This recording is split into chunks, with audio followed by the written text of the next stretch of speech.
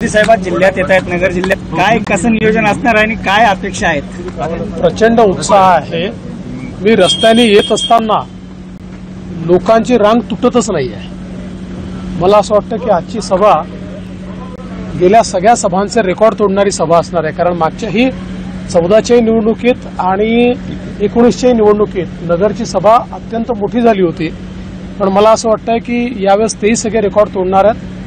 प्रचंड लोकांना मोदीजींचं आकर्षण आहे आणि ते या सभेतून दिसून पडत आहे। तिसऱ्या टप्प्यातलं मतदान आज पार पडते। राज्यात मात्र वाढत्या तापमानामुळे कुठेतरी टक्केवारी घसरताना दिसते। काय वाटतं या सगळ्याकडे? मला असं वाटतं की निश्चितपणे टक्केवारी समाधानकारक नाहीये। महाराष्ट्रातली टक्केवारी ही कमी आहे। वाढतं तापमान हा देखील एक त्यातला महत्वाचा मुद्दा आहे, पण माझी सगळ्यांनाच विशेषतः मतदारांना माझं आव्हान आहे की लोकशाहीमध्ये आपल्याला अभिव्यक्ती ही मतदानाच्या माध्यमातून करता येते आणि ती जर एकदा संधी सोडली तर 5 वर्ष मग बोट दाखवण्याकरता किंवा बोलण्याकरता नैतिक अधिकार आपल्याला उरत नाही, म्हणून सगळ्यांनी मतदान केलंच पाहिजे। हे बारामतीच्या भोरमध्ये पैसे वाटप करताना मवेच्या कार्यकर्त्यांनी अजित पवार गटाचे काही कार्यकर्त्यांना पकडून दिलेला आहे, तर दुसरीकडे दत्तमामा भरणेंचा देखील एक शिवीगाळ देतानाचा व्हिडिओ व्हायरल झालेला आहे। कार्यकर्त्यांना दमदाटी देते। मी सकाळपासून कार्यक्रमांमध्ये आहे, त्यामुळे मला याची कुठलीही माहिती नाही आहे, पण एक गोष्ट मी निश्चितपणे सांगतो की भारतीय जनता पार्टी किंवा महायुतीच्या वतीनं कुठल्याही प्रकारच्या चुकीच्या गोष्टी आम्ही करत नाही, करणार नाही। बारामतीच्या निवडणुकीत ज्या पद्धतीनं रोहित पवारांना अश्रुहानावर झाल्याचं चित्र समोर आलं, कुठेतरी मुद्दे सोडून भावनेचा खेळ खेळला जातो निवडणुकीत, असं वाटतं आपल्याला?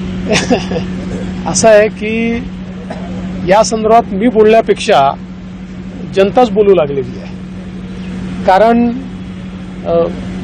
जे काही इमोशनल गोष्टी तयार करण्याचा प्रयत्न चाललेला आहे, मला असं वाटतं जनता समजदार आहे, त्यामुळे योग्य मतदान होईल। काही ठिकाणी तणाव देखील बघायला मिळतोय, कार्यकर्ते आमने सामने येत आहे अजित पवार गटाचे किंवा महायुतीचे। असं होत असतं निवडणुकांमध्ये, हे काही फार नवल आहे असं मला वाटत नाही।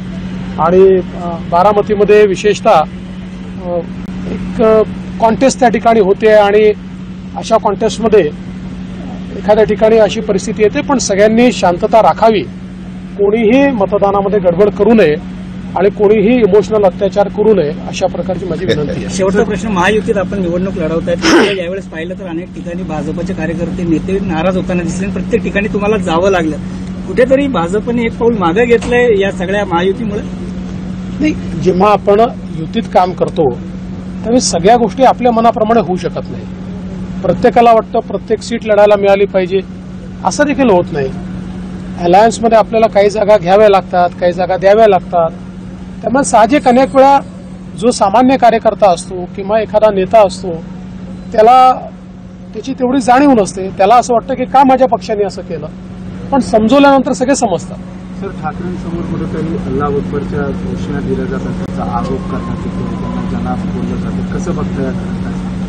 असं आहे की हिंदू हृदय सम्राट शिवसेना प्रमुख बाळासाहेब ठाकरे यांचे सगळे विचार आणि कार्यपद्धती उद्धवजींनी गुंडाळून ठेवली आहे, म्हणूनच आज त्यांच्यासमोर अल्लाह अकबरचे नारे चालले आहेत, आज त्यांच्यासमोर टिपू सुलतान जिंदाबादचे नारे चालले आहेत, आज त्यांच्यासमोर जनाब बाळासाहेब ठाकरे म्हटलं जातं आहे, आणि सगळ्यात महत्वाचं त्यांनी देखील बाळासाहेबांची जी परंपरा होती माझ्या तमाम हिंदू बंधूंनो, भगिनींनो आणि मातांनो म्हणण्याची, ती पण आता त्यांनी सोडून दिलेली आहे। त्याच्यामुळे हे जे छद्म धर्मनिरपेक्ष किंवा सुडो सेक्युलर लोक आहेत त्यांच्या रांगेत आता ते देखील जाऊन बसलेले आहेत, त्यांच्याकडनं काही फार वेगळी अपेक्षा करण्यात अर्थ नाहीये। एबीपी माझा, उघडा डोळे बघा नीट।